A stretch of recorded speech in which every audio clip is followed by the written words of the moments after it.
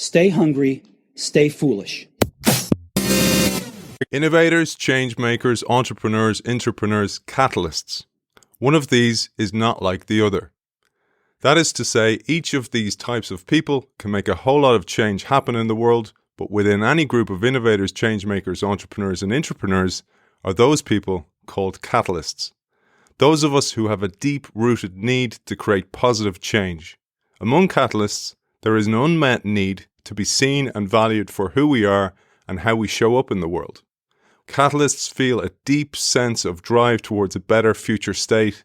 We can't help but see potential change and set it in motion. We're energized and we're driven by it. We welcome author of Move Fast, Break Shit, Burnout, The Catalyst's Guide to Working Well, Shannon Lucas. Welcome to the show.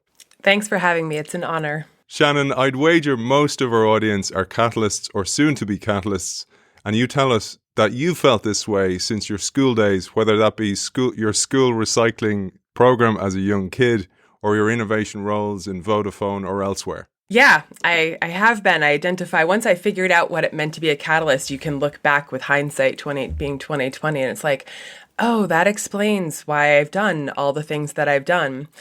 There's one interesting point in the way that you frame that question, though, and we haven't done the research on this, but part of the reason that we love working with catalysts is because we think they're sort of innately born that way, or something happened early on in their lives that precipitated them being a catalyst. So when you say about people becoming catalysts, I think the shift for them might be recognizing that they've always been this way, but we're not sure that you can actually teach people to be catalysts because this is their sort of innate way of moving through the world. I also like that you call me a kid when I was building the innovation program at Vodafone. I'll take it. But there's something interesting there. I sent you, I did a review for your book on Amazon. Thank you. And I mentioned in there about this, it gave me this sense of belonging and sense of making sense of myself. But what I thought was, where a dot connected for me was that just like any spectrum, a catalyst is on a spectrum. And it's a neurodiversity, I found. I was like thinking about it, I was like going, I wonder, is it some yet to be diagnosed neurodiverse way of thinking, which is really valuable. And again, it brings to mind the necessity for diversity within teams. Yeah, 100%. And I loved that you brought that up because actually when Tracy and I, every month we run a Am I a Catalyst webinar just to help people familiarize themselves.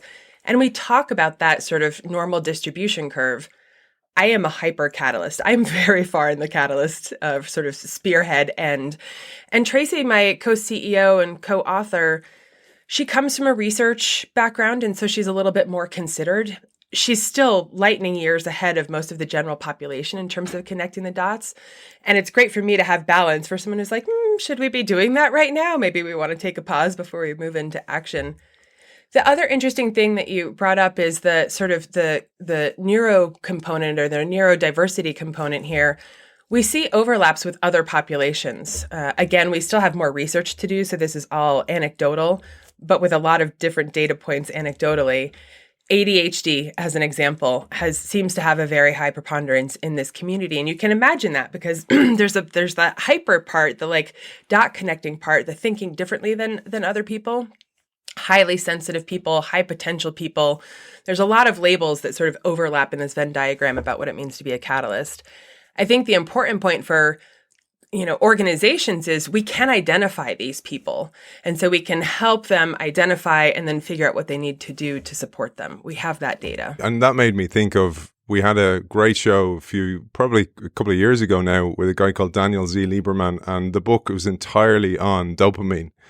And the term is dopaminergic when somebody has more dopamine levels. And I always think of catalysts or intrapreneurs or changemakers or entrepreneurs, the startup founders, as this drive within them to create more, and nothing's ever enough and they can't rest on their laurels.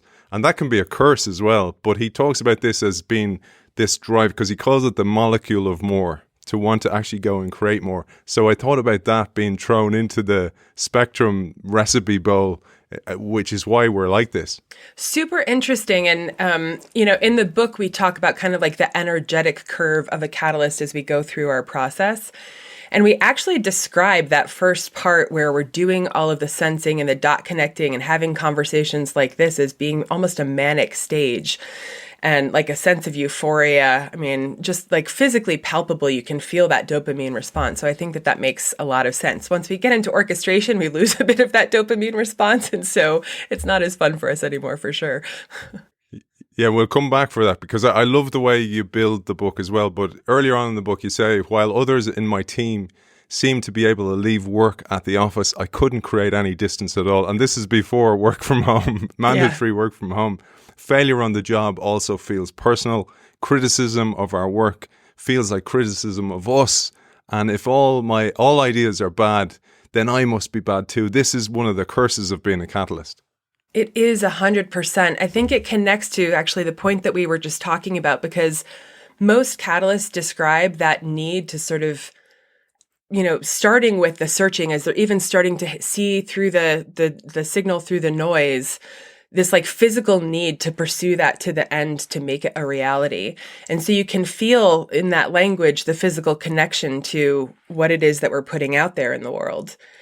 Interestingly, though, we don't often have come in with our own agenda. I mean, we might be purpose driven in that we want the world to generally be a better place, more sustainable, more impact on all of that.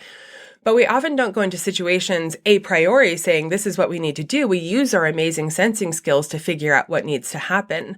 And so it's interesting because we'll be bringing this new idea that we've created through this deep synthesis.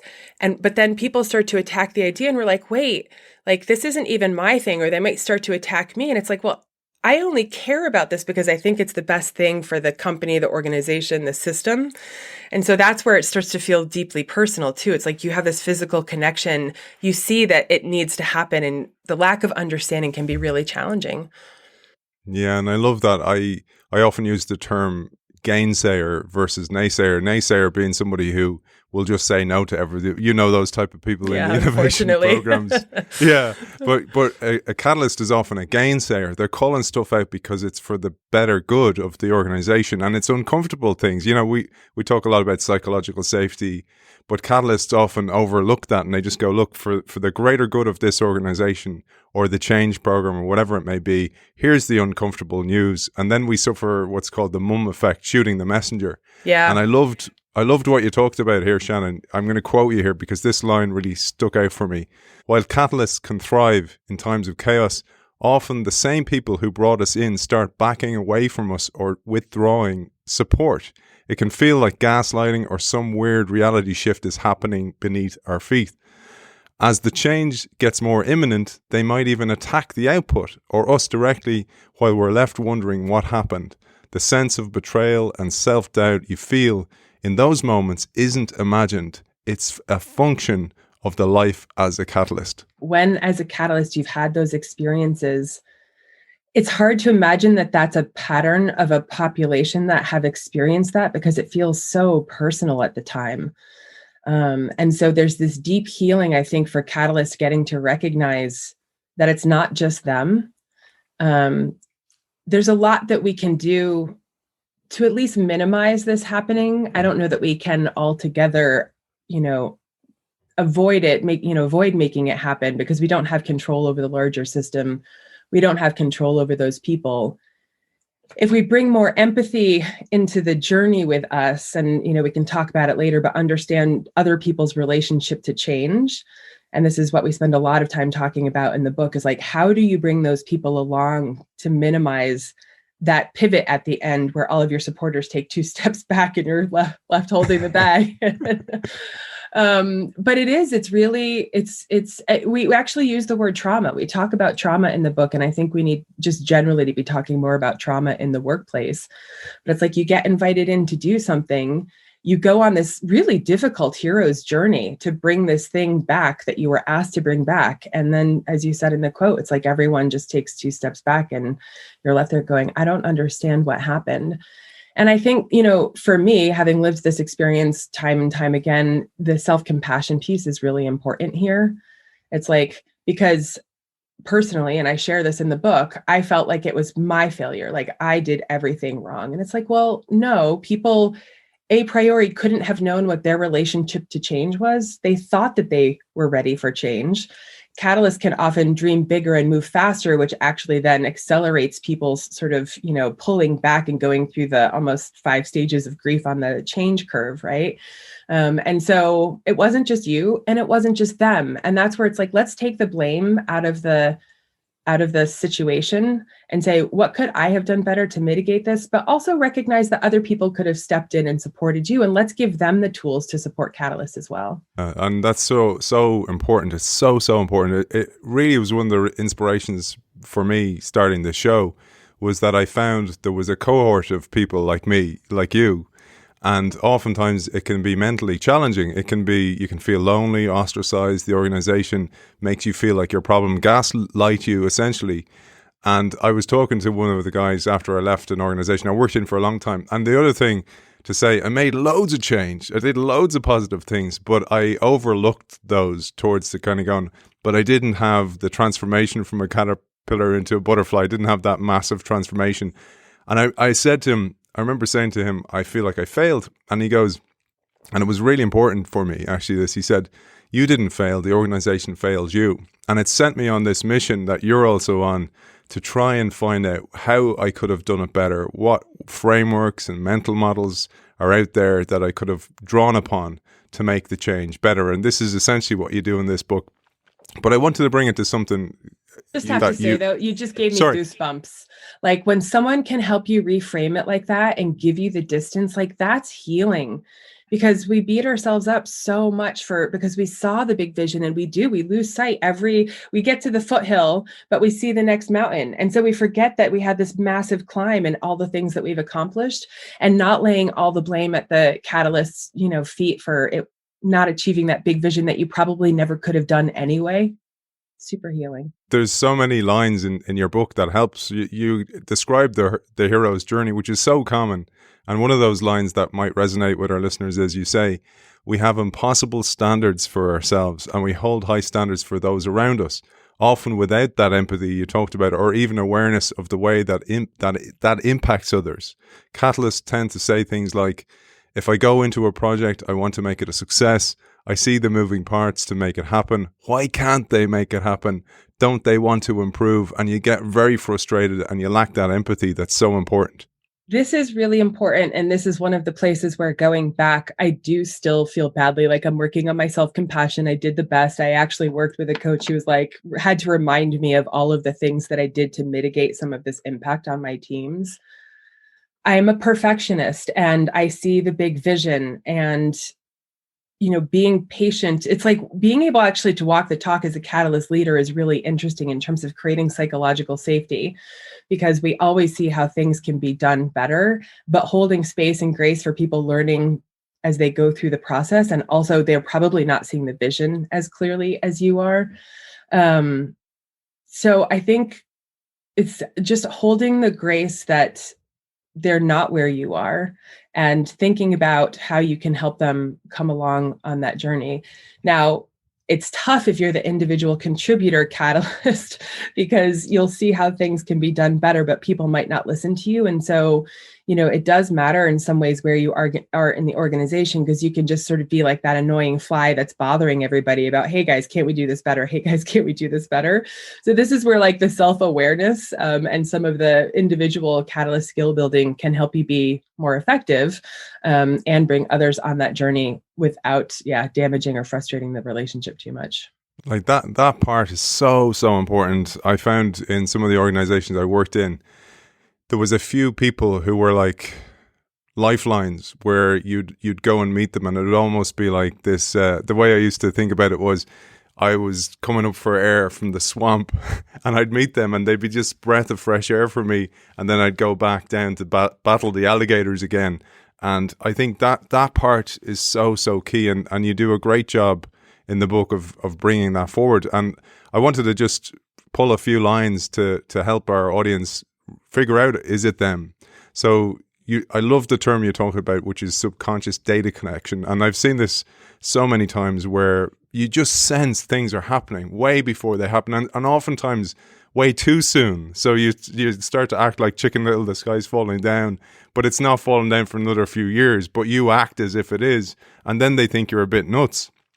And some of the terms that catalysts have told you, some of the quotes that I pulled here are, I'm comfortable operating in the fog with 40 to 70% of the information backed by strong intuition. I powerfully lead from the front. I trust my intuition. And catalysts process data at a lightning speed. We absorb information quickly and easily from conversations, experience, research, emotional intelligence, subconscious observations, and overt data. And this is a powerful trait of catalysts. And happily, I think organizations are finally starting to understand the need for this human cognition. And it's an art rather than a science, right? That AI won't probably be able to do for a while, which is that synthesis, because it also takes into account a lot of human subtleties that are going on as we're doing that synthesizing. So my hope is, as bad as last year was, I think people are finally really internalizing that we live in a VUCA world, the volatility, the uncertainty, the complexity, and the ambiguity, and how do you navigate out of it? And this synthesizing, this dot connecting, this intuition is a really powerful antidote to that. It's interesting because when we talk about like the shorthand version of what it is to be a catalyst, the sixth thing that we put on the list is actually not an attribute of the catalyst per se, but the perception from other people about what a catalyst is. And other people will describe us as being comfortable with risk and navigating ambiguity. Now we go back to having a spectrum in the catalyst world. That is true. There's a spectrum of people there. But importantly for us, it's like, it doesn't feel risky. It doesn't feel ambiguous. Like I feel in my body, I can see so clearly even if I can't make you understand what's happening and how we need to respond. So I think it's important that companies will start to recognize this and hopefully lean into identifying these people and supporting them better and listening to them finally. Yeah, and I wanted to lean into the idea of the gaslighting or the feeling of loneliness that can come from being a catalyst, because oftentimes catalysts join an organization, it doesn't work out, they leave, and then they go looking for another cause, they find another cause, same thing happens. And this is why I think your book is so important, to give us a mental model and also tools to overcome that and to understand what's going on. But it also often is brought into the family life then, into your personal life, where you may be going after some big cause and you may feel like you're a failure. And then on top of that, where you sense an organization may close, for example, an innovation lab, which is happening all over the world at the moment, where they're closing down the very lifeline for the future of the company. And catalysts feel this. And then they can bring it home, and maybe their partner, who doesn't understand them as catalysts, doesn't understand that that's actually a very valuable trait, can add to the confusion. And unmeaningly, of course, like they don't mean this, of course, it's not meant in a negative way, but their partner might wonder, maybe he or she's the problem, and that does not help, and it adds to the confusion. Okay, there's a lot to unpack there. I'm going to start with my relationship with labels. My son has ADHD and has a lot of he's super smart, super high IQ, but has a lot of those sort of neurodiversity things that we were talking about. And when we finally got the label for him, I used to be super anti-label, right? Like, don't put people in a box. There's so much more than the label. But the labels do serve a purpose, which is to provide understanding, because then I could lean in and say, oh, he's not willfully not finding the toilet paper in the closet. He literally has to touch the things to find the toilet paper in the closet. And I could understand in with context, right? So I think, and I hope that having the term catalyst, to your point, doesn't just help the people in our organizations or work life, but helps the people in our home life understand how we operate. Conversely, for the catalyst, it also helps us understand and maybe get rid of some of the frustration that most of the world doesn't operate that you do. And that's where a lot of the friction comes, like, what's wrong with you? Why aren't you moving as fast as I am, right? So there's the label part. And then we talked earlier about the perfection, that we can bring into the team and the damage that can do. But I struggle with this in my personal life. And to your point, no catalyst really can bifurcate. They only are catalysts at work. This is why it's an innate thing, right? They bring that catalyst thing at home. So it's like constant self-improvement, constant family improvement, constant at-home system improvement. And so hopefully the partner's understanding that this is like who they are and how they function, and can gain some skills and some empathy in both directions. And then there's another interesting piece that's connected to what you just said, which is we actually talk about financial freedom in the book and in the classes and with our catalysts. Because to your point, it is going to probably always be a cyclical journey for catalysts. By definition, even if we're wildly successful, we get bored once we've like crossed that threshold. So we're going to go on and look for the next thing. And so I think the financial pressure is part of what makes the conflict at home be tough, right? It's like, can't you just hold down a steady job? It's like, well, if you can give yourself the cushion, then catalysts can go look for better places. It's not reactionary when they're going to look. It's not like out of desperation that they're going to look for their next thing. And so they can start to change the cycle, start to find things that will help them stay there longer, be more successful, and take the pressure off at home. So important. And I write a loosely connected article based on each show, and I have like maybe 200 to 300 articles in draft at any stage, and then a show is like, do you remember that coin drop game where the coins get pushed over the ledge? Do you know that game where you drop in a coin? No, I don't know it. And that idea is how a show might push me to go, actually, now I'm going to finish that one.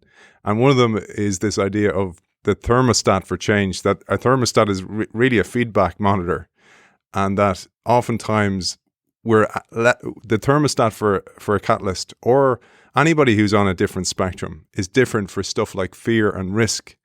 And that a catalyst risk thermostat is actually turned up to a level where you don't really feel the heat, essentially, while other people will be massively feeling the heat. And I often have empathy when it comes to catalysts at home. For example, like a partner maybe I just want a nest for my children. I just want to have stability. And that may be based on some experiences they've had in their lives. So therefore, we need huge empathy to go, okay, I need to be mindful of what's going on inside their head and actually be able to articulate the way I see the world in a way that they will understand it. 100%. And we have so many catalysts once they self-identify or come through the classes who are like, can you do a class for me and my partner? Because we're so far apart on some things, and can you help us navigate it? I think that's right. And it's an interesting point about empathy. Empathy is a superpower of catalysts sort of by default when we're doing the sensing mode of the change that needs to happen in the world. Where so many of our problems stem from is that we sort of leave empathy at the door outside when we either walk into the building at work, metaphorically now, or we walk into the home, which is really interesting because like it is such a superpower for us, but then we feel like, oh, we can just be ourselves, whatever that means in those contexts. And the big shift for catalysts leading their best, most intentional lives is what you just talked about, which is bringing empathy for self, the understanding of how they innately show up in the world, and then the empathy for what that looks like for the other people that they have in their lives, because we are challenging. Like, we can be arrogant, we can be self-assured, we can move too fast. And so just having empathy as we go through those journeys with people is game changing. And it's not new either. Like, one of the greatest moments I had on this show over the 6 years I'm doing it was, Charles Handy. He's like an amazing author. He's in his 80s. He's nearly 90 now. I spent an evening with him in his home in London just before the lockdown, actually, just before COVID hit the world. And he has a book called The Second Curve. And it talks about jumping from curve to curve. And what I found remarkable was in the very start of the book, he said his whole introduction was dedicated to his wife, may she rest in peace. And what he talked about was, I owe a lot to my empathetic wife because she tolerated my jumping around. And it was through the jumping around that I eventually stumbled upon success. And I thought that line, for me, I didn't really call it out, but was so important that a catalyst will eventually find the success. But it's that mix of the instability that it causes, the pressure on finances, the emotional stability of the catalysts themselves, and most importantly, the tool set to understand how to make the change happen is so unbelievably important. It's really difficult, and it's such a great reframing, again, when catalysts figure that out. Like we had for our book launch, we had this guy who explained what it meant to him to identify as a catalyst, because he was like, and he's early on in his career, but he said, if people asked me 5 years ago, like where I wanted to be, he said, I didn't have an answer and it kind of made me feel bad. And he's like, now I know the answer, and the answer is I'm going to be solving the next wicked problem. And so he's clear on like how he operates in the world. And if you can articulate that to the people in your life, it at least creates some spaciousness, because they understand that there might be an intentionality. It doesn't look like other people's, here to here to here to CTO or CEO, but it also isn't completely chaos and disorganized. It's like I'm developing my understanding of different things as I go down. I'm learning driven. I'm growth mindset driven. And to your point, with enough patience and perseverance, I will get there.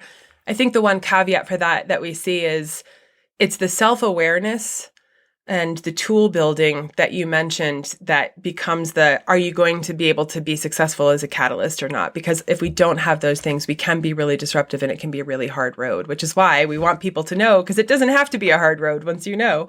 One of the end results can be burnout due to frustration mainly. And you say it's a huge problem for catalysts, and you highlight when we write off our unique process as automatic or as something that everyone can do, we can expect too much from people around us as well, back to that empathy.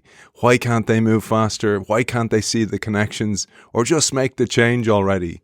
And that's because they literally can't see the change. And I think that understanding of their world or how they see the world is equally essential.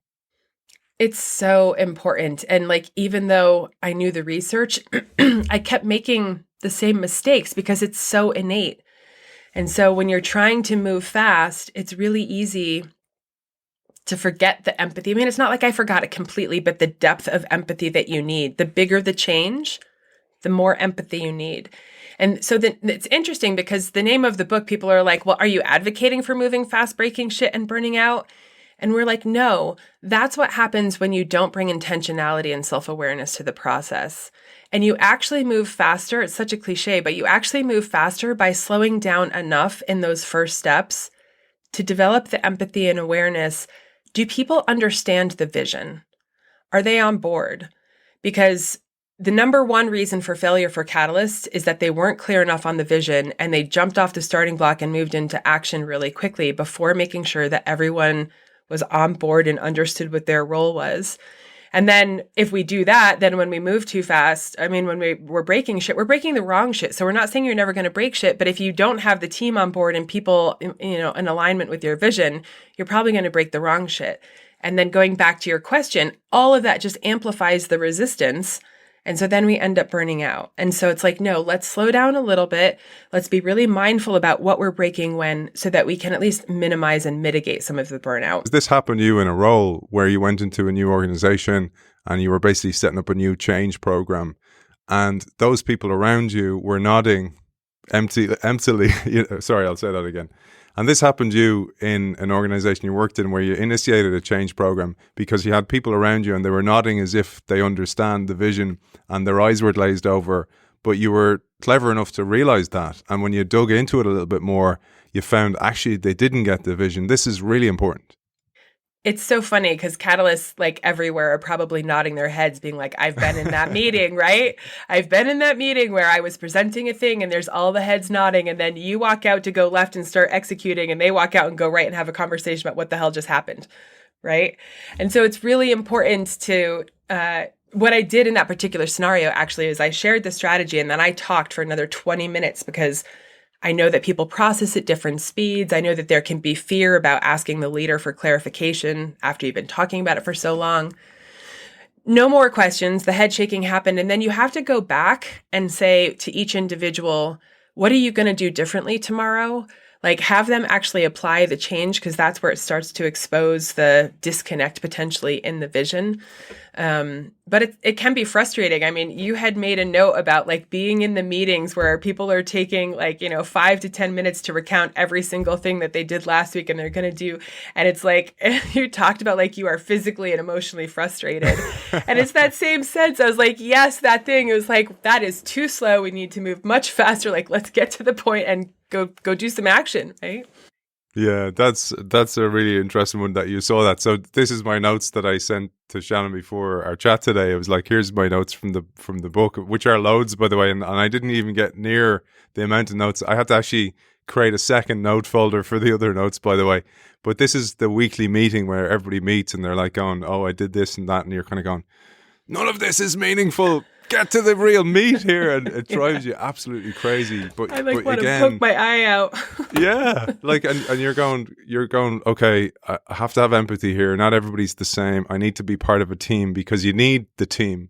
And this leads me to, I'm just going to jump ahead of my notes here, to the idea of diversity of a team, because what you found with that team, when you had put that team together, was you didn't have enough executors. And I often think about diversity again, because when people talk about diversity, they think gender and color, etc., background, but it's skill sets as well. So some people are just absolute executors. Some people are vision creators or dot connectors. It's really interesting. So I had this massive spreadsheet that I had, created with my HR business partner about all the types of diversity. Like I was very intentional. I mean, like obsessively intentional about creating a diverse team, which is hard also when you're moving at speed, because it's like you just want someone in the role, but you have to wait for the right next person to bring that.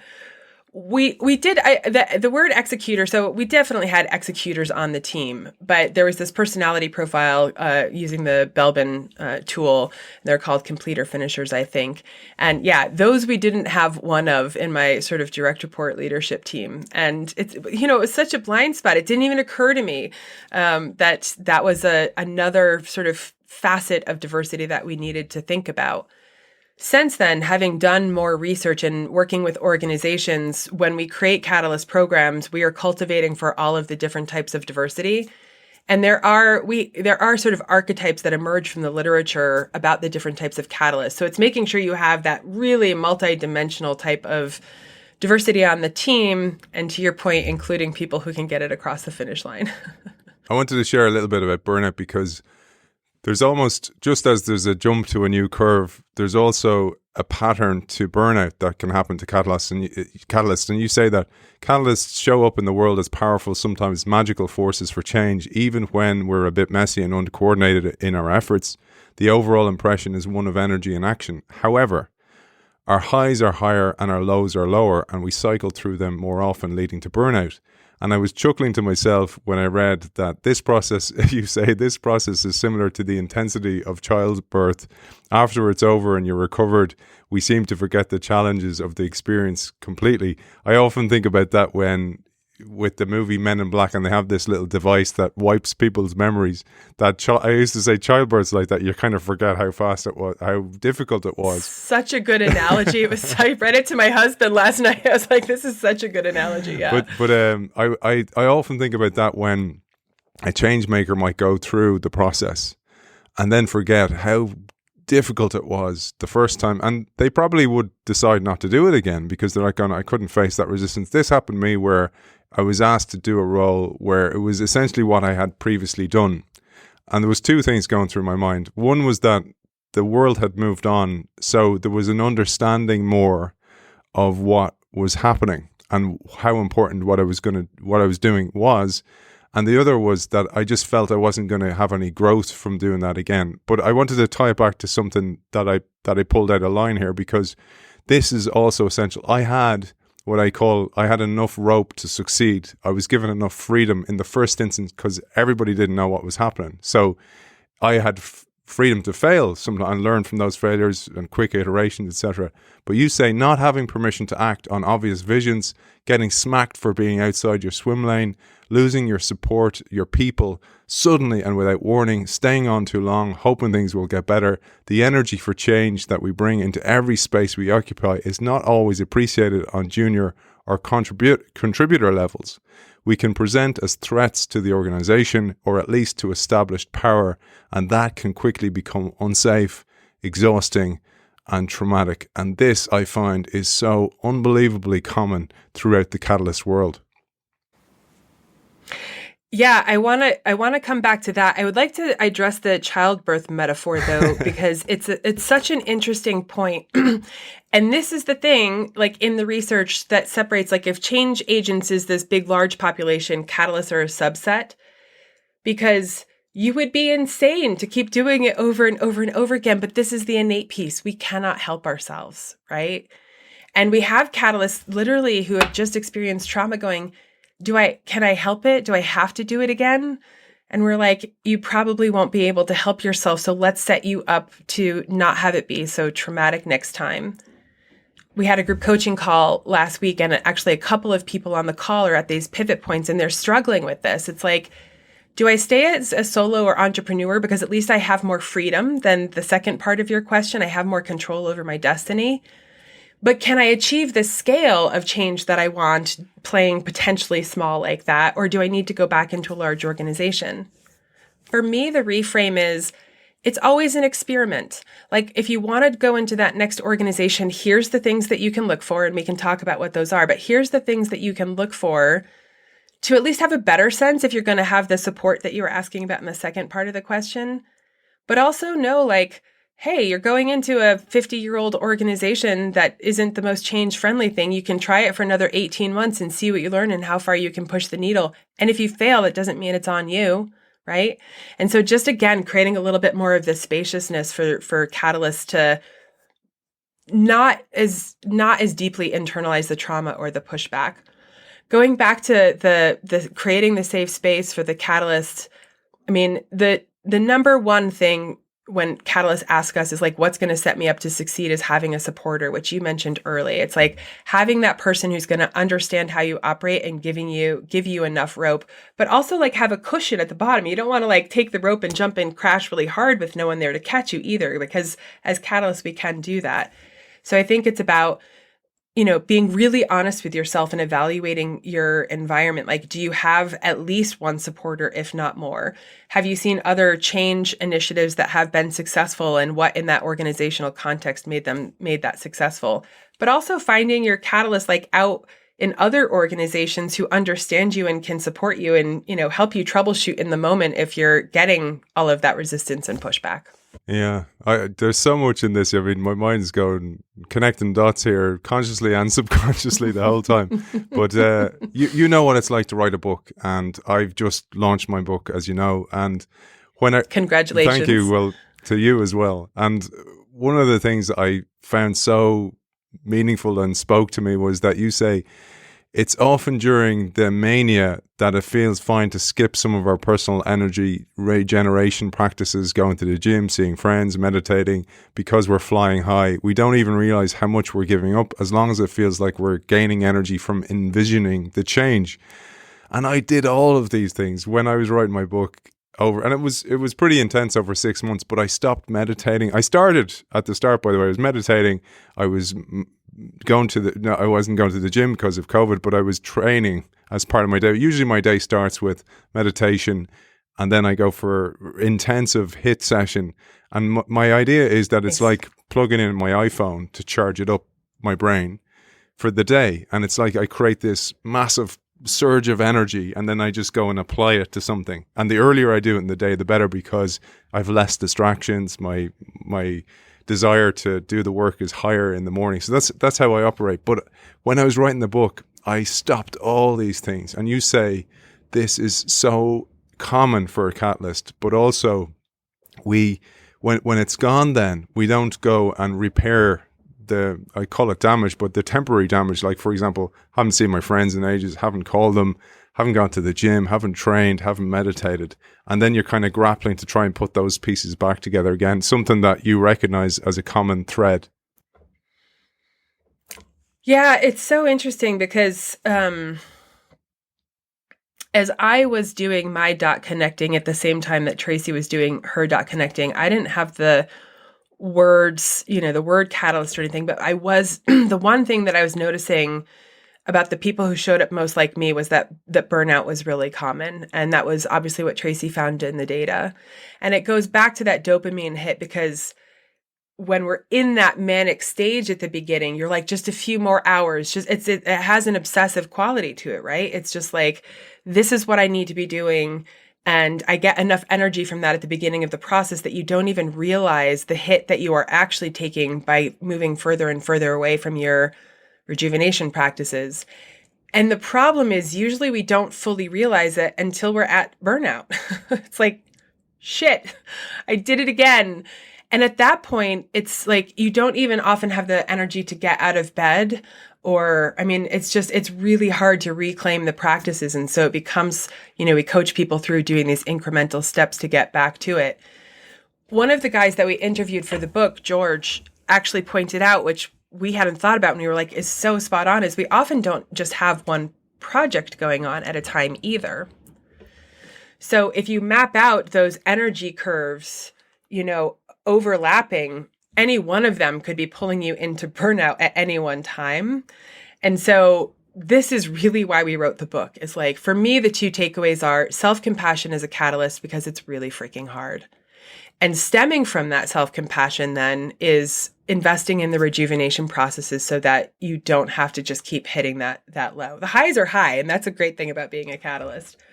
I'll say, Tracy and I are still not perfect at it. We wrote a book last year while we were in our first full year of building a business. But what we do is we just get a little bit more intentional. It's just the little tweaks, right? Like when we built into our operating structure for the business, checking in on each other on energy level and burnout. So every week we are talking about it. And if we're getting to a point where it's like one person needs to take on more of the load, or, Tracy one day was just like, before you burn out and have to binge watch for the weekend and miss your family and all of that, just take a half a day and go binge watch for that half a day so you can actually be awake and enjoy the binge and recharge before you totally burn out. And I was like, that's brilliant. So yes, it's important. On self-compassion, I was laughing because both what George said about you've multiple things going at the same time. As soon as I finished the book, I was like going, okay, I'm going to start the next book. And my wife was like, no, you're not. No. and on top of that, what I did then was like going, okay, I started a newsletter for the show. I started a second show. So we have a second show coming online soon. It's innovation in practice. So it's with intrapreneurs rather than authors.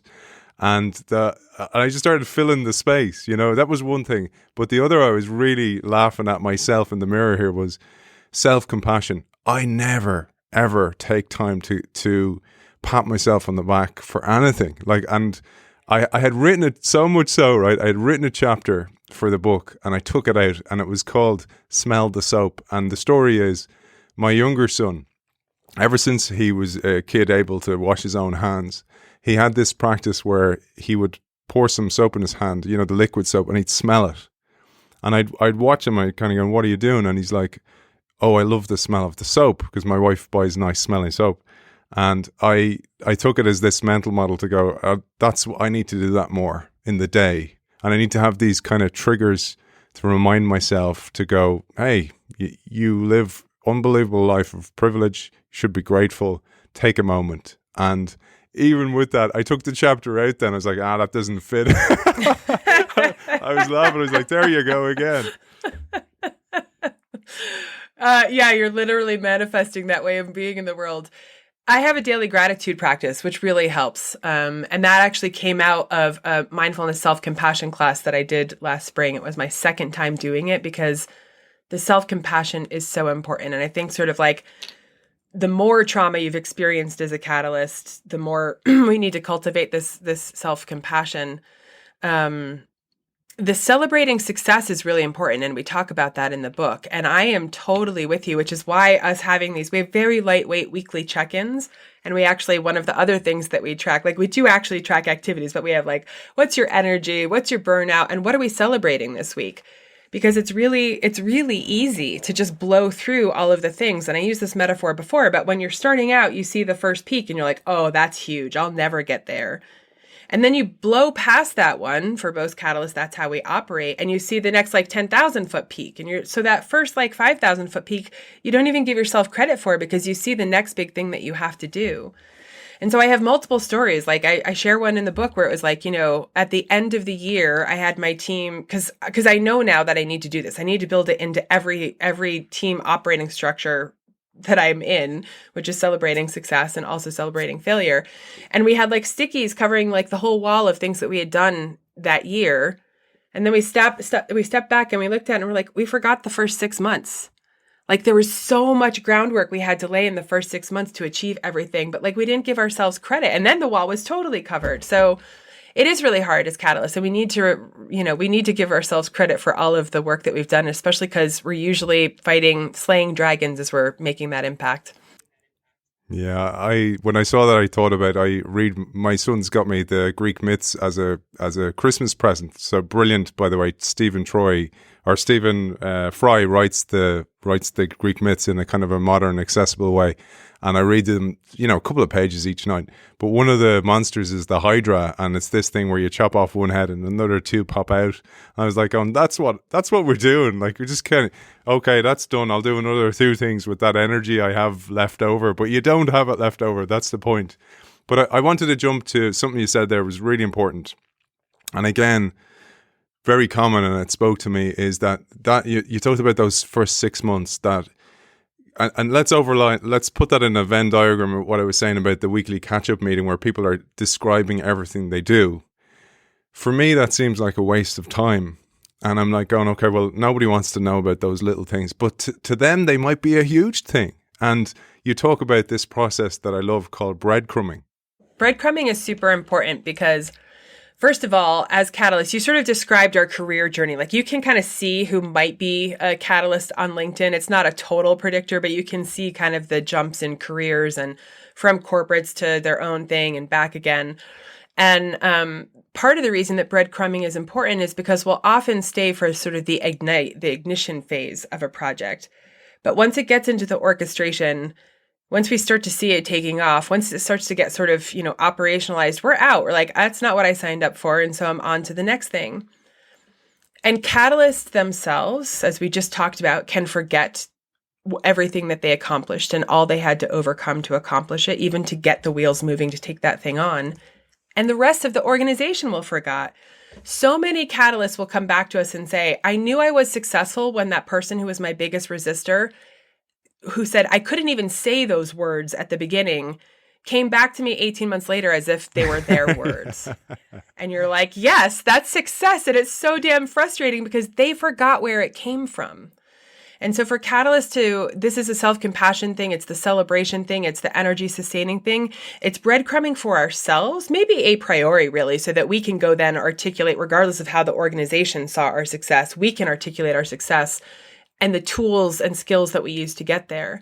But it also does help with the organization. It's like, look, I didn't come up with this idea out of nowhere. I spoke with 50 customers and 20 internal stakeholders, and you just document your process. And someone came back to us after this last class, and she has this massive spreadsheet. She's like, I'm not going to do this every quarter, but I want to show the organization, like, this didn't come from nowhere, and here's how I got there. So yeah, it helps a lot with the energy in both directions. Earlier on, I mentioned about the whole idea of not being allowed the freedom to succeed. And one of the blockers to that for catalysts, and again, going back to the idea of the meeting or even the breadcrumbing and, documentation essentially feels like an absolute waste. Or you're like going, why am I living in an Excel sheet when I should be in a PowerPoint, or I should be actually just creating out there in the world? I often think about that. It's like, do you want me to be an Excel person or a Photoshop person, and I'll create in Photoshop? But measurement is really important, but it also can be a dampener for catalysts. Organizations put constraints on catalysts like SMART goals. And especially when we're pursuing something amorphous goal, something that's not even created yet. And you're like, you're trying to put a measurement of something that's repeatable and has proven a revenue onto something that isn't even built yet, and give me an 18-month timeline. Come on, that's going to kill me. Yeah, if one of the big management consulting companies could write a paper on it, then you wouldn't need us, right? And so we're always at the edge of 100%. It's something emergent, and I can't even tell you really what it is yet. So for you to expect for me to be able to set the same types of goals as a BU, that's a business unit that's been existing for 10 years, is totally ridiculous. The catch-22 is, so sometimes we get given those SMART goals that really don't match how we operate. And sometimes they'll say, well, you tell us what you can do. which sounds better, but isn't really better without any of the guardrails of. And so this is what we encourage Catalyst to do, is to sit down and say, where are the guardrails? Like, what's on the table, what's off the table? Can I cannibalize other revenue streams from the other parts of the organization? Does it have to be in your revenue? Or if it does, like, what percentage has to be in your revenue? Because if you can at least get that kind of clarity around your sandbox, then you can start to make your metrics about like how you're going to move it forward within that swim lane. So at Vodafone, for an example, we just started with the preposition that if we were able to talk to customers that weren't IT or procurement, who were C-suite SVP, who actually owned lines of business in an ideation context, that we would deepen the relationship and identify new, opportunities. That was our only promise the first year. So how many workshops could you run and how many new executive relationships could you establish? And from there, a couple of years later, we got all the way from that to how many tens of millions of dollars of actual in-year revenue plus hundreds of millions in pipeline. But it takes years to get there. So it is a specific challenge for Catalyst, and this is why I'll just come back and say, sitting down with whoever your leader is and just figuring out at least what's inbounds and what is out of bounds is a good starting place.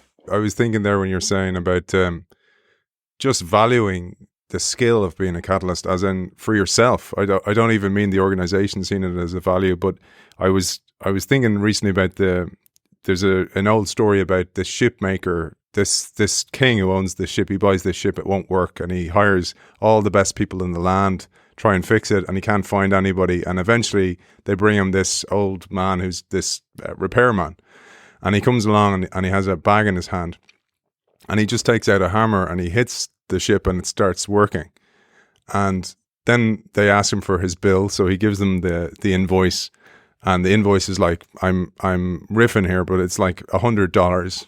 And the king is furious. He's like, what? You only hit it with a hammer?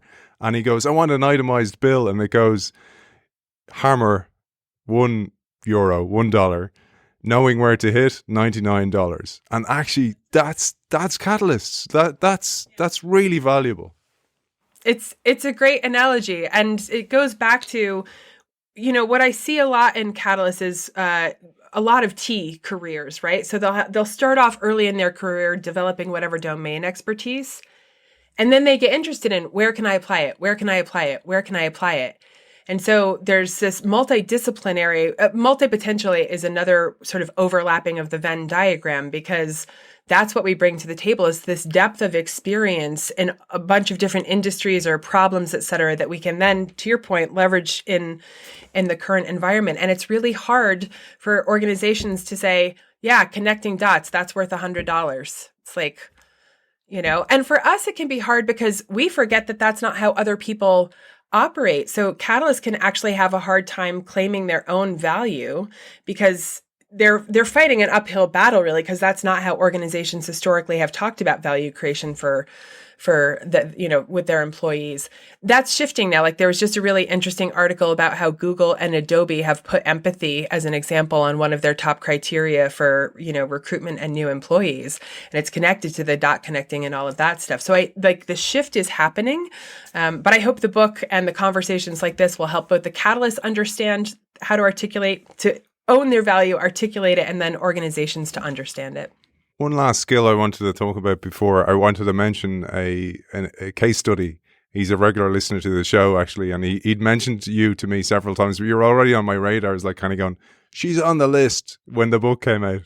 But one thing I noticed with Catalysts is that we want to do so many things, like the Hydra I mentioned earlier on. We want to do loads of things. The next shiny new thing comes on and you're like, put it on the list. And then you kind of get what I find is you don't get overloaded, but you can kind of hold them mentally in a mental list. But it's really important to put them down on a list. But it brings me to the idea of prioritization, because when we don't get through our list, we can fall into this trap of guilt, shame, or frustration that are these things that aren't happening yet, that we haven't got to them yet, and that can feel bad on ourselves. But prioritization is such an important skill in this age of VUCA that we're in. And I was trying to teach this to my kids. I didn't send it to you in my notes, but every night we have this kind of constant thing where they want to do loads of things, play Lego, I play mess fighting with them. So mess fighting, They want me to read a story to them. Want to have some warm milk, want to watch a bit of telly. And I'm kind of going, guys, you have 30 minutes. And I purposely let them fail because I want them to prioritize and go, what do you want to do? Like, you don't have time to do all these things. So something's going to drop off the list, because it's that pain of not having it is where they learn, and they're eventually getting it. It's a slow process. But this is a huge problem for Catalyst, which is prioritization of goals in line with the organizational priorities as well. I think that is a key point. Yeah, when we ask the questions for people to self-identify about whether or not they're catalysts, we say, do you overwhelm your colleagues with lots of ideas? Do you overwhelm yourself with lots of ideas? So we talk about having a not right now list, because it can feel bad to be like, well, I have to pick from all these beautiful things and they're all too beautiful, so I'm going to keep doing them. It's like, okay, these beautiful babies are going over here on the not right now list so that I can prioritize sort of the things that I need to get done.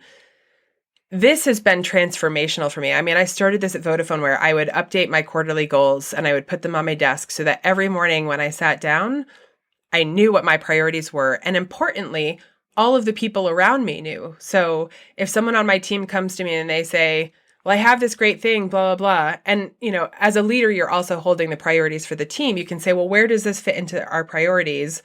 Do we need to have a discussion with the broader team about the priorities are changing or not?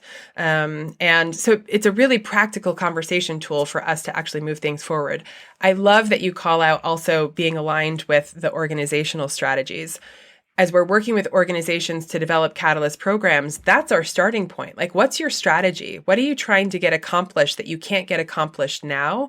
Because Catalyst can go do all sorts of stuff, right? But we want to make sure that it's in alignment with what the strategies for the organization are. I don't know if you're familiar with Charlie Gilkey. Have you read Charlie Gilkey's books, Start Finishing? Well, he has this other really great concept, which is thinking about you can only do 5 projects at a time. And generally a project takes 5 years. So he's like, look at year 80, subtract your age, divide by 5. Like, that's how much time you have for the projects you want to do in your life.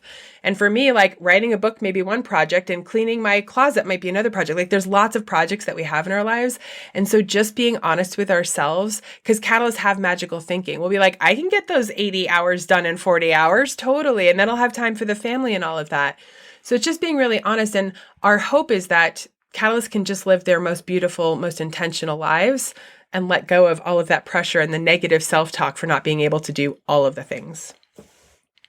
Such an important point. And actually that magical thinking is a gift as well, where you can see the end result before anyone else can. And then you're just like, well, I just need to fill in the dots to get there. Like, it's a powerful vision tool, but also can catch you out. I mentioned this case study and I'm going to tee it up for you here because this guy's a regular listener to the show, big supporter of the work both of us do.